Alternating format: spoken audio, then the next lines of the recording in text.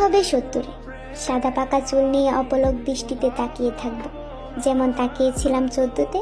তোমার চেনা চোখের মায়ায় আবারও হারিয়ে যাব। তোমার সাদাসিধে হাঁটা চলা দেখে মনে হবে কিছুই বদলায়নি। হয়তো সেদিনও তুমি বুঝবে না তোমাকে দেখার সেই আকাঙ্ক্ষা, তোমার হাসির আড়ালে লুকোনো ভালোবাসা খোঁজার চেষ্টা, এগুলো সব একতরফা। হয়তো তুমি তখনও বুঝবে না তোমার মুখে এক চিলতে হাসি আমার গোটা পৃথিবী আলোকিত করে দিয়েছিল, ঠিক যেমন 14-তে করেছিল। 14-তে যখন প্রথম দেখেছিলাম তোমার মুখে সেই নিঃশব্দ গল্প আমাকে মুগ্ধ করেছিল। তোমার প্রতিটি হেসে ওঠা, তোমার চোখের মায়া, সব যেন আমায় গভীরভাবে তোমার মায়ায় ডুবিয়ে রেখেছিল। সেই দিন থেকে আমার মনে শুধু একটাই আশা, তোমার পাশে থাকার। কিন্তু জানো, সেই আশা কখনো পূর্ণ হয়নি, আর হবার কথাও না।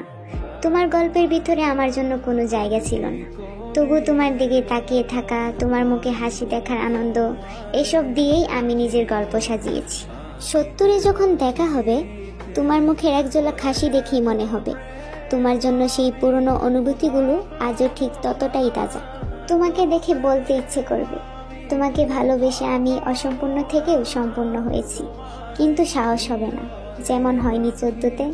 হয়তো সেদিনও তুমি ঘুরে চলে যাবে, তোমার পাকা চুলগুলো বাতাসে উড়বে, আমি অপলক দৃষ্টিতে তাকিয়ে থাকবো শেষবারের মতো। তোমার প্রতি এই একতরফা ভালোবাসা, এই নীরব অনুভূতি চিরকাল আমার সঙ্গী হয়ে থাকবে। তোমার অজান্তেই তুমি হয়ে থাকবে আমার গল্পের শ্রেষ্ঠ অধ্যায়।